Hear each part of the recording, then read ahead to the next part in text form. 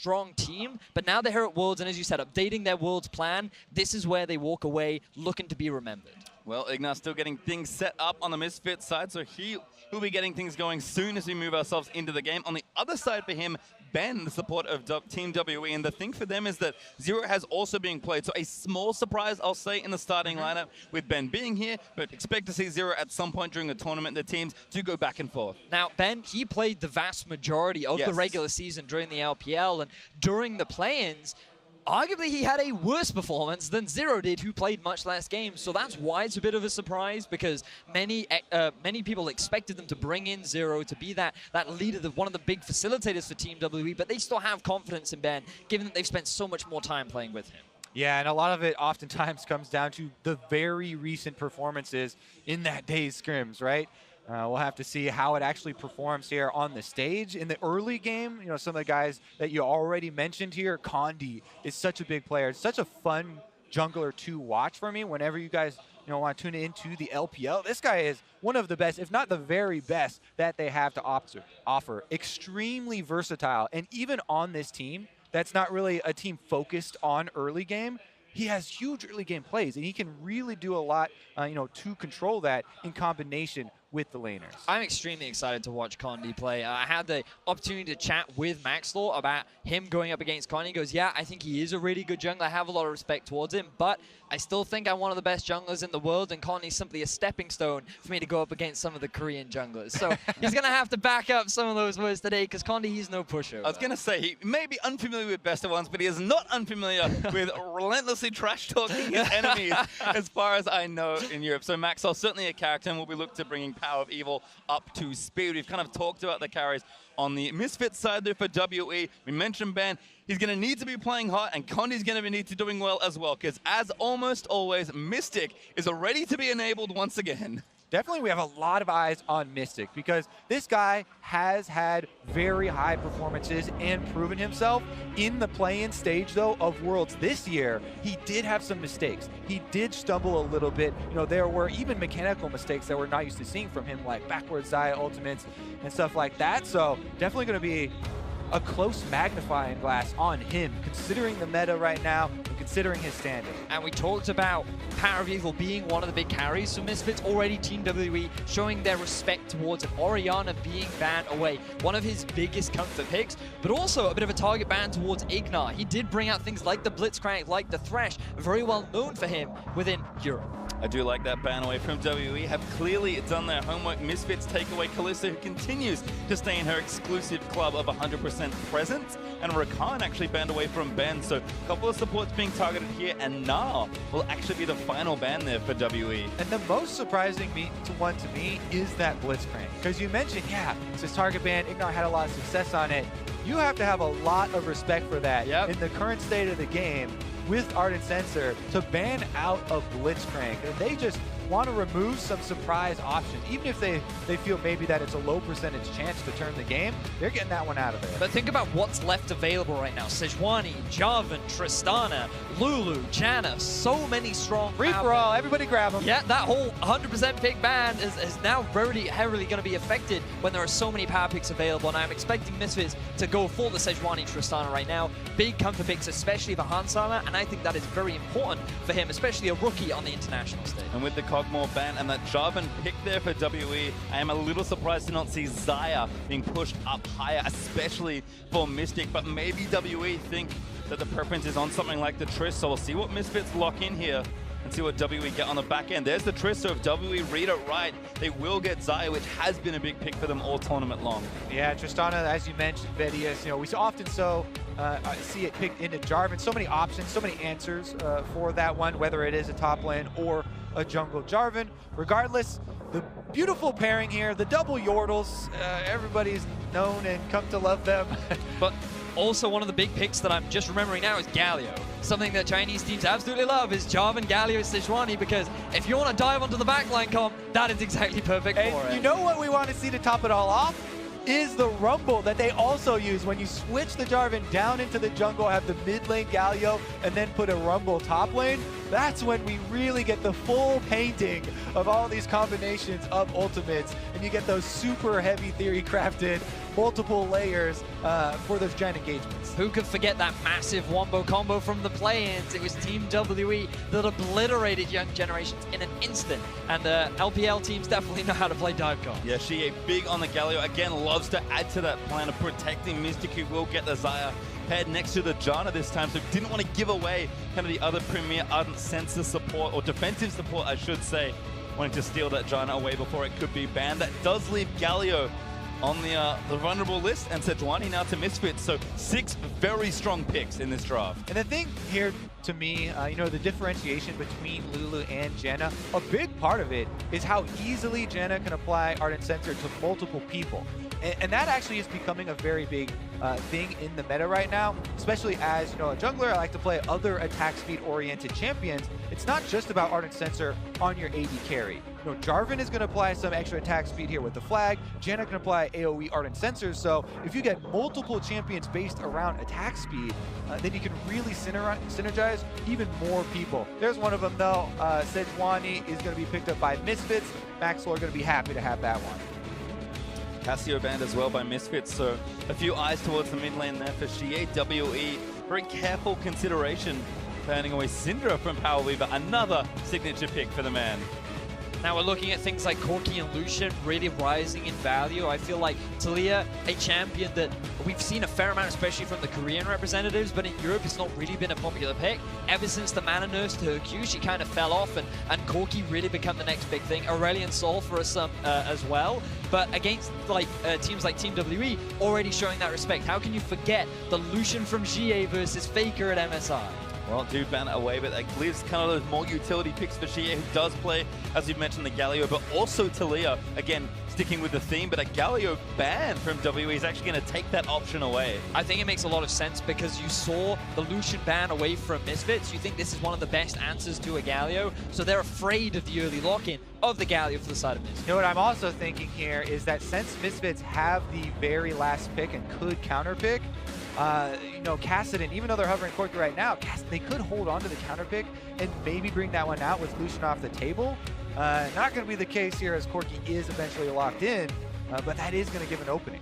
For Misfits, I think something that Hussein, their coach, who has a lot of control during the draft, he's thinking about making sure that Alfari and Handsummer get comfort picks. Bear in mind, this is their first time playing on an international stage, and also they're playing at the World Championship against a very strong team in Team WE. So he knows that Power of Evil can just be safe on the Corki and mid. He has that experience, but they do not want to. They want to make sure that Alfari and Handsummer are in a comfortable spot. Well, there's a Maokai for 957, going to add some front line to their team. And now we just have to see where Xie wants to go. Does he want to take something like Taliyah? Does he want to take the Kassadin, which is a historical pick for him as well? Again, assuming that mid lane is Corki, which is almost always going to be the case. Xie, does he go defensive? Does he go aggressive? Right now, hovering that LeBlanc, and they're going to lock it in. You can hear the crowd get excited. They're looking forward to seeing Xie step up in front of Wuhan's As audience. soon as I see a champion like this, too, that does bring with it some of the risks of not quite as good in the team fights later in the game, I'm thinking early game and jungle pass. There are a lot of options with LeBlanc for creative junglers. Condi does get the Jarvan, who has huge mobility, and multiple jungle paths. You can even start red, go for level 2s, trying to burn summoners and gain momentum that way. I would think instantly he would want to play around Xie, around this LeBlanc. Well, last pick is Cho'Gath there for Misfits, so trading those big 2 tanks back and forth. I think teams will slightly differ on priority. Some like Cho'Gath more than Maokai, some like Maokai, and of course, comps will depend as well. But other than that, very standard stuff here. I think the mid lanes really are only big wildcard, and maybe Condi having a bit more early game pressure on the Jarvan. They did first pick it, so we'll see exactly what kind of influence he can have. And when you look at these comps, they fit very much with the styles of both teams, because the thing about Team WE, as you mentioned, Kobe, Condi has the ability to get early leads, but it's not something that Team WE rely on. It's not something that they play the whole game around. It's just an option that Condi is good at utilizing to just set up his laners for success, to better then set them up for team fights, which is the true strength of this team. Whereas Misfits, they've often been considered kind of like a budget G2. They prefer the slow macro style of play, but I think that's going to be dangerous playing up against a team that is so renowned for their ability to team fight. Well, certainly will be troublesome, as Wuhan has come alive with WE taking to the stage. for day 2 here of groups. Certainly a important game here for both. See exactly how it all lines up. I think both teams should be happy with the picks they've got. Lots of comfort. You mentioned it for Misfits, Vedius, but a lot of expected things here for WE as well. Now it's just a matter of seeing how their play looks right now, because they'll be tested here on the Rift. One thing a little bit out of the ordinary here for Misfits. They've got an Ignite in the bottom lane. Everybody's been trending towards a barrier on the AD carry and the heal on the support, just because it's so focused around farming early game and trying to build up to that late game. But there is a bit of extra damage there, so we may see some more offensive moves and maybe some bottom lane focus for Misfits with the Ignite. The one thing you can say about Igna is he likes to get in your face. He's known for roaming around the map. He doesn't typically sit in the bottom lane. He likes to try and have impact elsewhere, especially with Maxwell if he can. But on the Lulu, he's saying, okay, if I'm going to be relegated to 2v2, I may as well have some fun. Get up in his face and throw some glitter in it. See, yes, he does also have the aggressive Keystone as well with Thunderlord, so Igna certainly going to be playing pretty aggressive in the duo lane. Right now, though, WE moving 3 strong up the north side of the river. Might spot Alfari here as 957 going to prime a sapling. Just walks into the brush for now. Good ward from Alfari, but it's going to go down. 10 gold to Xie. 10 gold and a very little bit of experience also picked up. Not irrelevant, but probably shouldn't matter too much here as Misfits counter back with a ward of their own. Not quite as deep as they might have liked. And now some extra wards here from Igna and Hans Sama. Only one hit there onto Mystic's ward, and again, teams have spread out, and nothing too surprising here for the early jungle starts. So Hans Sama and Igna appearing in the tri-brush at the bottom lane gives a lot of information to both teams, because they should now know where the enemy junglers are starting, and that's going to give a bit of freedom for Hans Sama and Igna to play a little bit more in the face of Team WE in this 2 versus 2. Also, just kind of gleaning a little information that we have in this game so far since it just started, is that Sejuani with a slightly abnormal start here, the Talisman. Usually we'll see Sejuani's nowadays start with the Hunter's Machete, and you go buff into Gromp to get your level 3, and then go for Scuttle Crab, utilizing the single target extra speed that she can get, and especially with her passive proc. However, with the Talisman, it allows them to change the route, go for the Raptors, because you can get the AoE, very big burn and life leech off of them. And now he's going for a more secure clear here with the Sejuani, and will end up with multiple camps before heading into the jungle. See if Condi actually is able to get his double buffs and then get out a little bit earlier. It is important to note that both junglers starting on the same side means they end up on the same side, looking to maybe make something happen here in the bot side. Maxwell will take down the Scuttle Crab very easy for Sejuani with the Permafrost. And now going to move back onto blue buff again, kind of emphasizing what you just said, Kobe. Very safe start here for Maxwell. Exactly. Even though he's going with a bit bigger of a clear, trying to get the Raptor camp and the Wolf camp early on so that they respawn earlier for him, he wants to get the Scuttle Crab vision for his pushing bottom lane before returning to the blue buff here. So Maxwell, a pretty efficient route considering he was also able to check the boxes here for the bottom lane. We talked about Ignar and the Ignite and the Thunderlords. They obviously want to push and pressure down there, so he's just giving that extra little bit of jungle support to allow them that. And we're talking a lot about the junglers because they're going to be extremely important for setting up the carries for both these teams. As Condi is making his way up to the top side, he will be spotted out by a ward.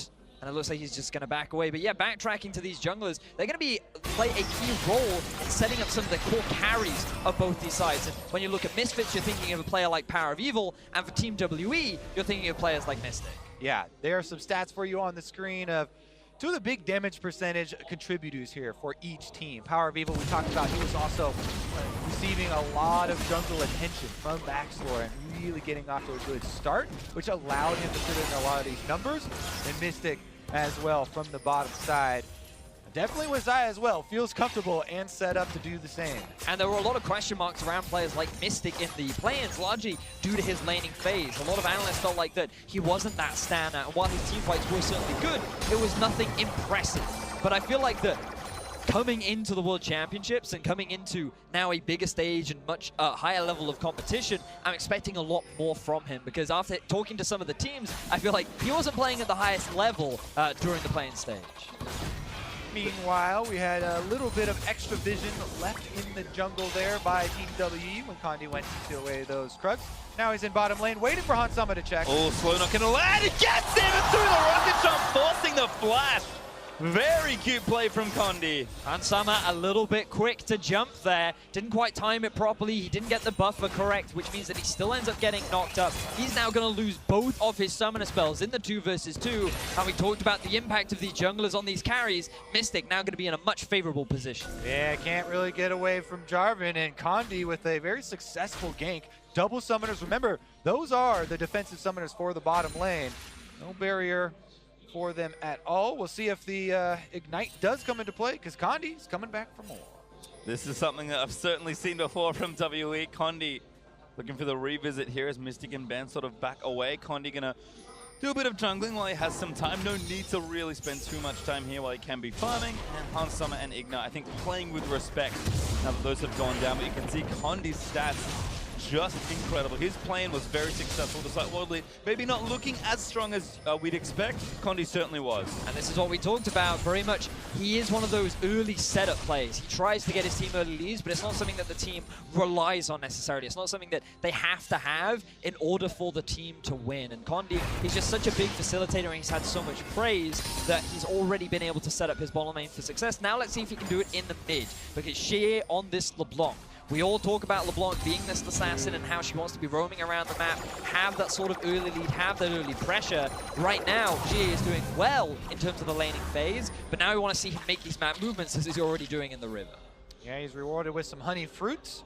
Used the clone there to slightly delay the minion wave from getting there, and looking and scouting for the jungler camps to keep track of Max Lore's clear speed. Nice as well from Alfari to pay the respect as she went left.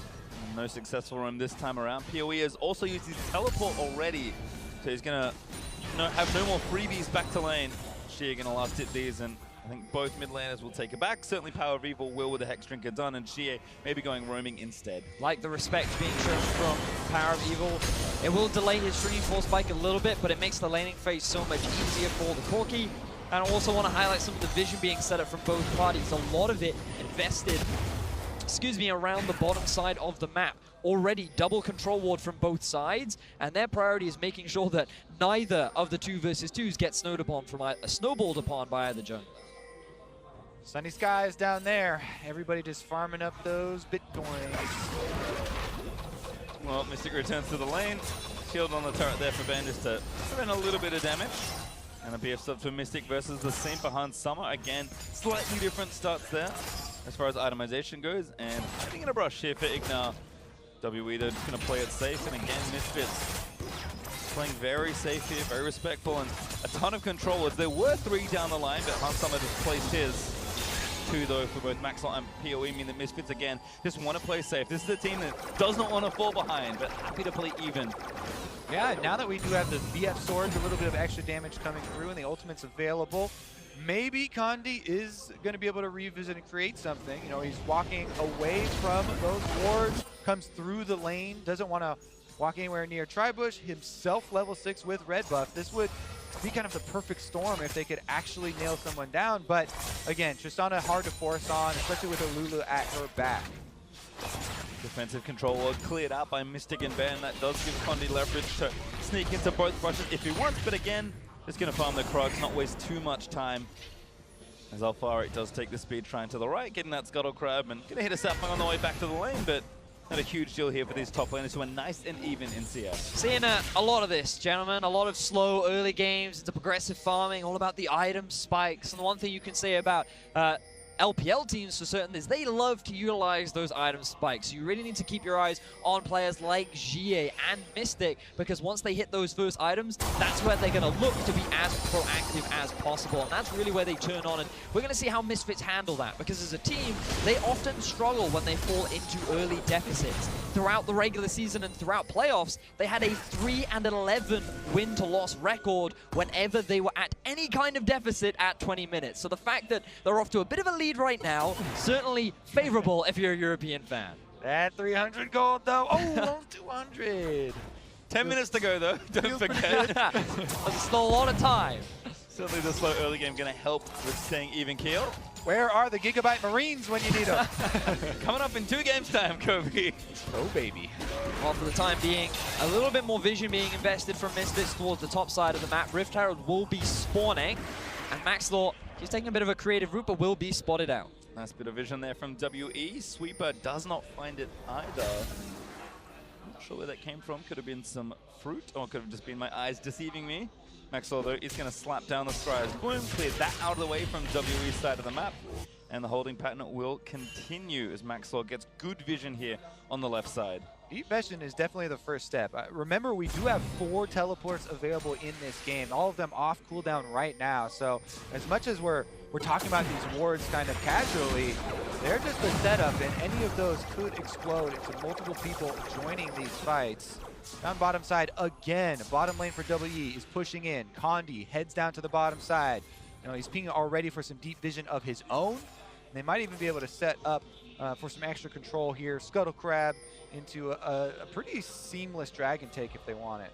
You can see the pings coming out from Misfits. They're very aware of Condi being in the bottom half of the map, but also for the bottom lane of Misfits. This is a big concern because they went for the Lulu. They even have the Thunderlords. Note the fervor for battle on Hans Sama as well. Bit of a risky keystone to take simply because during the laning phase, it really isn't that valuable. It makes the slate so much harder, but look at mid. Great chunk by PoE. Oh, I think that clone blocked a missile. Shie lives to tell the tale this time. To block out some of that damage. Here comes Condi. He looked like he wanted to get some of those minions, but Power of Evil chases him off as well. Staking claim here to the mid lane.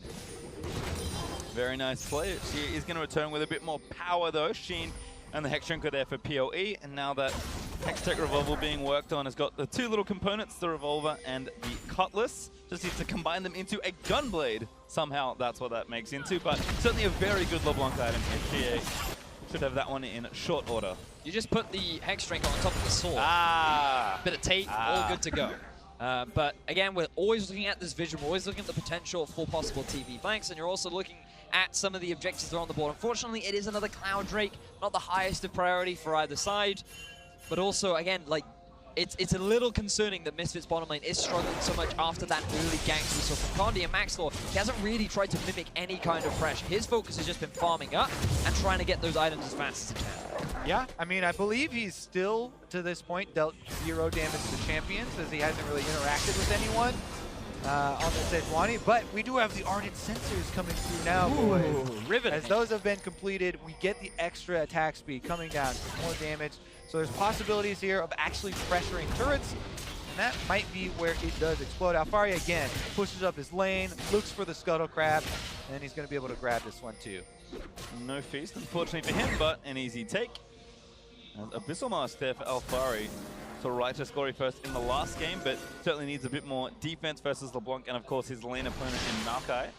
Shige, though, has been kind of pushing the wave and threatening a potential pick. We saw PoE do a nice job in a 1v1 earlier, but Shige with the jump is going to be potent, especially once he completes his first item. PoE will also be delayed on that Trinity Force, but doesn't need the influence of the Hex Drinker. So a lot is brewing here as we move past 13 minutes, but the leisurely pace of the game does continue for now. You're not that leisurely in bottom lane. Mystic playing very far up.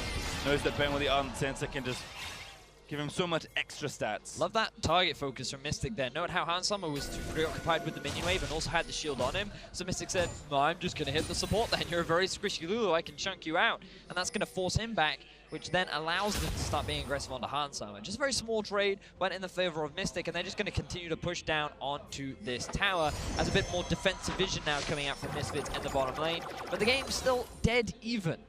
Misfits not expected to have a strong performance at Worlds. Still a lot of the game left to go, but they're considered one of the big underdogs in this group. We talked a little bit earlier on about why they are considered that, especially when you think about this team. It was the MSI group stages. This was TSM, Flash Wolves, and Team WE that all went head-to-head at MSI Brazil. Oh, great knock up though on a Mystic. Featherstorm's out of the way, gets the angle on a Hans Sama as the TP is down.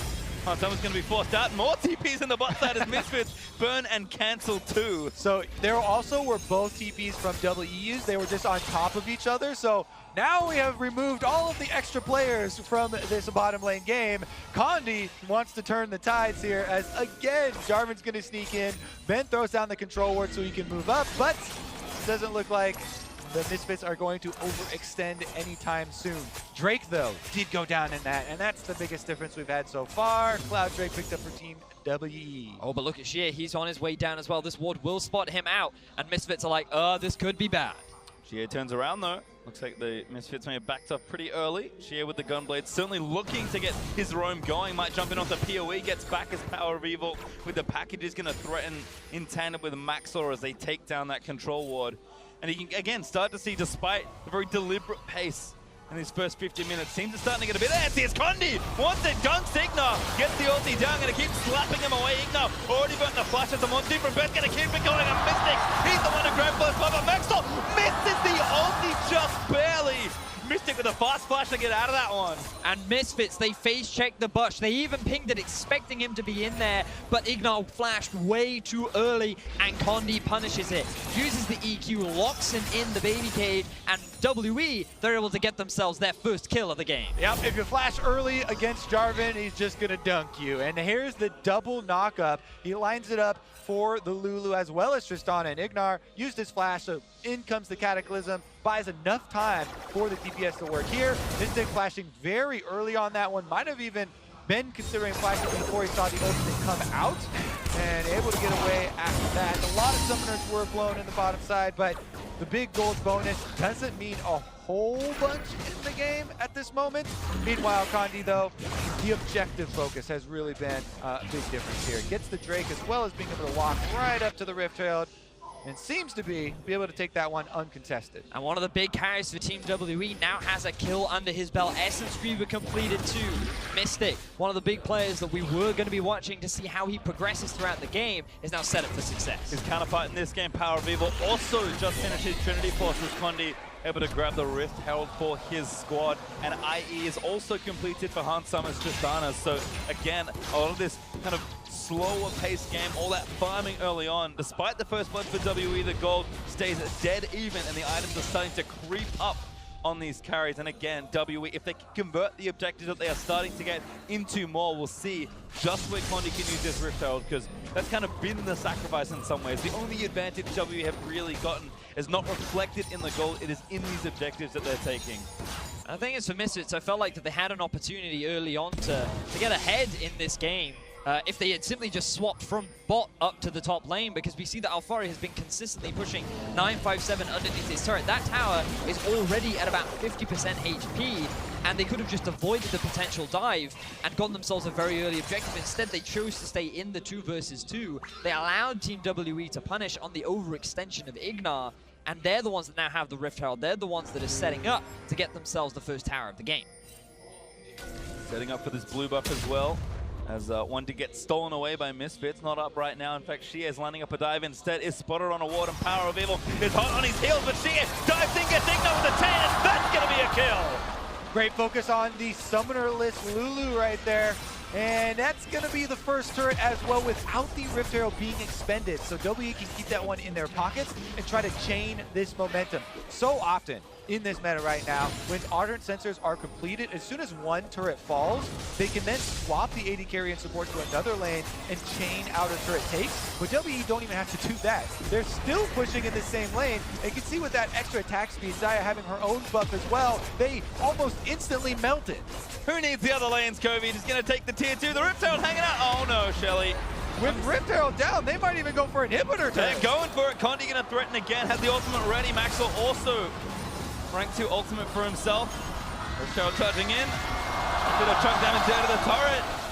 But not going to be enough. The bottom lane of Misfits is struggling. They chose not to swap. They chose not to try and equalize the turrets. And instead, they stick around, and a great roam from GA extends the lead once again. Now, 2 of the big carries for Team WE are sitting on gold. They are really far ahead.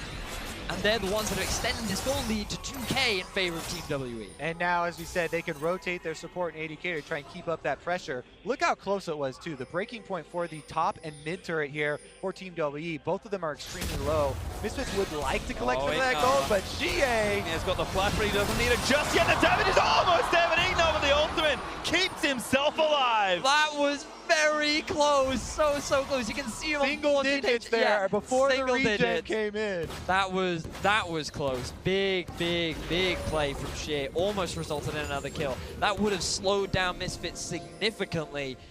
And it still may well do, because Hansam, he doesn't feel confident enough to push by himself anymore. He has a charge of corrupting potion too. I didn't see if he used it, but I wonder if that was the difference maker. That's how close that was. And you can see MISFITS with a deficit. Vedius, you mentioned this before, but when they are behind, it is not pretty. No, they really struggle to know what to do when they're in a deficit, largely because this is a team that's very controlled. They like to play the calm, calculated game, and when they have the lead, they know exactly what to do. But when the tempo isn't in their favor, it ends up in disaster, and they don't know how to react to the pressure. Nope, currently they're up on the top side of the map, looking to knock over that top turret. It looks like they will be able to get it, and at least get some of this global gold for themselves. So not too far behind, but WE right down mid lane. Yep, gonna try and take down yet another turret. Condi and Maxor having a battle. Condi not gonna get stunned just yet, gonna rejoin his team as Alvaro's been stunned up. Rudo on the mark, knockback for the arcade smash, and chains on chains on chains. Gio takes him down, Featherstorm. He's gonna force Maxor to flash out of the way. With the front line here chunked out and taken down, Team WE might be able to really open up this map. One more minion wave annihilated here. And there goes that mid turret. Great punish from Team WE, finding themselves a pick that actually resulted in a kill. Another one going over to Shea right now, and they add a turret on top of that. Team WE displaying their dominance over the rookie squad of MISFITS. Yeah, MISFITS got to be a little bit worried now with this deficit really increasing. And something you guys just brought up was kind of what do they do at that stage of the game when they start to lose control? Here's another look at how it happened though. Afari literally just trying to walk up and get behind the turret. But again, we saw so many of those invades from GA where he was placing these wards. I believe that's even his control ward that he went in with one of his LeBlanc roams to the bottom side. And that was really in an area of control there for WE. They were really powering through the bottom side. But you're exactly right, Kobe. The point you were just setting up was that often MISFITS are a team that utilize the Baron a lot. They're very focused around in the mid-game, using it as a means to either force fights or force the enemy out of position, try and take advantage. And against Team WE, that's kind of a gamble, especially when you think back to Condi during the play. Certainly true. It's been known. An unreasonable amount of Barons with some unreasonable amount of skill shots and not even having to use Smite a lot of the time. Yeah, certainly has. Condi, it's been his reputation for a long time, and he has shown that in planes. WE up a few thousand gold, about 2,500 at this point. And the big boy Mystic is 2 items and counting. Shea has had a lot of influence certainly in this game. He's working on, in fact, he's finished, his second item in the Morellonomicon. But watch this, Zaya. Mystic is only getting stronger and stronger. That is quite the CS lead he's built as well. And there's a reason WE play around their bot laner. Oh man, yeah, the CS really funding this build here. A lot of the spikes from Zaya even come earlier. You don't even have to have the Infinity Edge yet for those crits. So the cooldown reduction applied after just the first heal item is completed really allow a big DPS increase for her, because a lot of it comes from that blade collar and from the combination she's able to pull off. But as you said, already a BF sword into the next item here. It definitely could be a Mystic show. Bunny's going in, that's a knockup, gets Ignore instead. Hansama tries to get up, but he's still got rooted by the Zaya. A double kill for Shea! Bounces the Qs back and forth through MISFITS, and now Alfari, he's caught in and amongst the rest of WE. There's another kill as Maxwell dives to Shea for the triple kill. MISFITS get obliterated by Team WE. Fantastic play from Shea. 5-0-0 right now on the LeBlanc, and their eyes are on the Baron. Fully loaded ring there as well for him. 10 stacks. Baron should go down shortly for them, and Team WE are out to the race. Well, this Baron should go over. Condi has a smite to spare, and Maxwell's dead for 15 seconds. Alfari cannot make it into the area from bot lane. WE secure the Baron. Team WE, they're putting on a clinic right now. Fantastic performance, punishing these slight mistakes from the bottom lane of MISFITS, and just not afraid to run away with it. I mean, MISFITS, yeah, they were running up to their own control ward there, but face first with Condi, and once again, Condi starts it off. He initiates, opens up this window for Xie to go in, get the double execution on the back line, and then they chase down the extra kill here. And I was thinking that, oh, maybe Misfits could still win the team fights later because LeBlanc, she really struggles to kill the front line. She's not a great tank killer, but the job is made so much easier. She just kills the back line right from the start. You lose Hansama, you lose Ignar, and you can just see when you add on top of that an overfed Mystic, it's very easy to just shred through this Misfits lineup. Yeah, LeBlanc getting some last hits there, but Mystic still putting in a lot of work. That is an obscene amount of damage at this stage for a team fight, as Ben's going to sweep through a few wards and WE continue their pressure. Mystic took down the top outer just earlier, so he's got that point also opened up. And Misfits, thank goodness they have a solitary tower, because WE were on track to perfect game them otherwise, and now assaulting the tier 2 in mid. Yeah, in addition to this Baron buff, when your AD carry in this meta is pretty much a full item ahead of the enemy AD carry, and 2 levels, definitely difficult. And again, still have Baron, which I did forget briefly, looking to pressure things down. Power of Evil. It's a face full of feathers there from Mystic, who flashes the flare. Gets the big shout from the crowd as well. Hansama jumps out, the Lulu ultimate is used, and Team WE are inside the base. Going straight for the throat here as this bot inhibitor turret does fall. Bot inhib is soon to meet the same fate. And Misfits are starting to struggle as we approach the 30-minute mark. PoE's got the package, he wants to make a play, but there is no play to be made, it feels like. Ooh, they're engaging. All right, never mind. Condi, oh, he's going to go back in. He traps Maxthor in and amongst the Cataclysm and gets himself out of the way. A rupture is very nice to knock some through the front of it. Snipes the backside for his 6th kill. Alfari gets flashed on and taken down by Mystic. The crowd is going wild as Team WE continue their assault through the Misfits lineup, and already at 26.5 minutes into the game, they're looking to end it. They're going to go for it. They've got Baron up for a minute 30. They've got a couple of crits. One turret falls, a tornado delays Power of Evil. Ultimate from 957. He's going to bring it home, and WE, under the roar of the crowd here in Wuhan, will win their first game of group stage.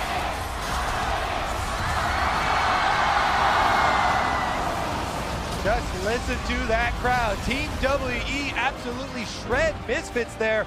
Post 20 minutes, it was all things forward. We did say there might be struggles if there was a deficit, and WE just playing the style they've been known for all year long. Clean, calculated, and a very decisive end to that game. Mystic, very good carry performance there from him. DPS output was definitely there. Xie, though, the one finding a lot of these picks, creating a lot of the burst damage and taking out key members of these team fights. And I feel like that when you look at Misfits, one of the big reasons as to why so many analysts put them so low down in this group was that they didn't have that raw star power. They didn't have the individual talent to match up against some of the talent within their group. And I feel like today we saw that mismatch. Mystic and Ben, along with the support from Condi, really putting so much pressure down onto Hansama and Ignar, and the team never really did anything to try and support them or get them out of that situation. And the level of competition here at Worlds is certainly tough. Misfits may have learned a little bit of that today here. I mean, they expected a tough game versus WE, but certainly back to the drawing board, want to be a bit more proactive. A strong showing in the early game, but it just felt like they were kind of waiting and hoping WE made a mistake. And this is not a team that makes very many. That's the thing with this meta. You don't really get to see the big differences in the team in the early game. Exactly. So many teams are just content to farm it out, try and build up through the early game there. And then as soon as we hit 20 minutes, that's when we start to see the meaningful moves come through. And you can just see Team WE. They have so much experience as a team. They know exactly how to play together. And that was a fantastic way to start off their group stages. Certainly.